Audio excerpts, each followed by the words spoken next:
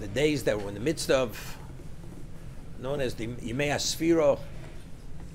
The Gemara tells us the Rabbi Akiva, who was the greatest of the Tanoim, Rabbi Akiva, who was Oika Horim B'tochen Zu B'zu, his brilliance was one of a kind, not to be fathomed,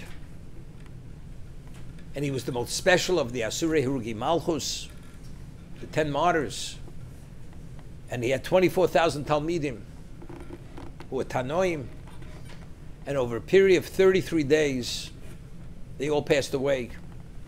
And the Gemara asks, why? Because they did not accord proper respect to one another. There were a number of difficulties. I mean, if they were Rabbi Kiva's Talmidim, I mean, how could they behave in such a manner? Rabbi Kiva, he should have distanced himself from them. Secondly, if he would have noticed this and seen this, he should have corrected it.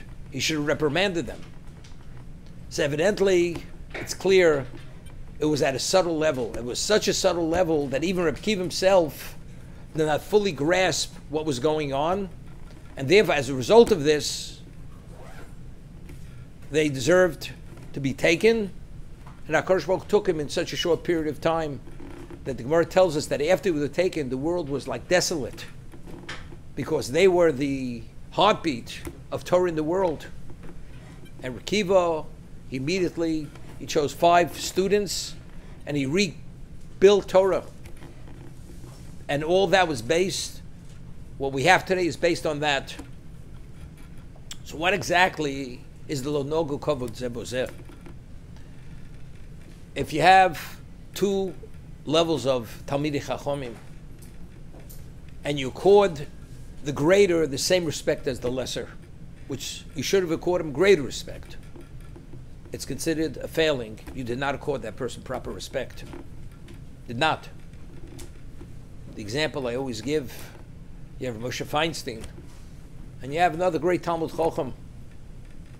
Moshe Feinstein was one of a kind in his generation, at his own level, in many areas, and you accord him the exact same respect as you were accord an ordinary Talmud Chacham, or even a special Talmud Chacham, but not within the same realm of greatness as him.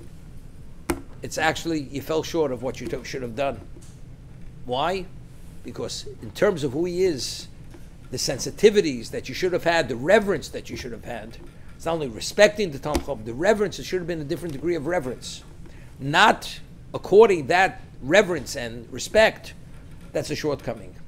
So when we say Chas v'Sholom, they were Tanoim, they were Kivis Talmidim, that he didn't notice or they behaved in an unacceptable manner, we're not talking about that. We're talking about the subtleties. And the subtleties were so subtle that they were undetectable, and the only one who detected it was Hashem. And therefore, within 30-day period, it was revealed that they fell short of what they should have been. Rabbi Aaron Kotler explains that still, why did Hashem take them? Just for this alone. Now, if a person doesn't accord another person proper respect, when a person says something, you're not fully necessarily attentive to every aspect of what he says. Because if I value you and I respect you, I value every word that you say. And I focus on it. And I understand it. Now, we all know that the basis for Torah is Mesorah. And the Rambam in his introduction presents the order of Mesorah from generation to generation. And there were certain people who were responsible for the Mesorah. It had to be accurate beyond perfection. Because if there's any inaccuracy in that Mesorah, we no longer have the Torah itself.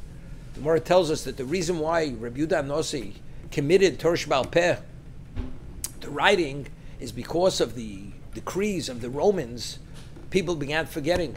And if Chas v'Sholom people would forget, and it was all committed to memory, there's no longer Torah.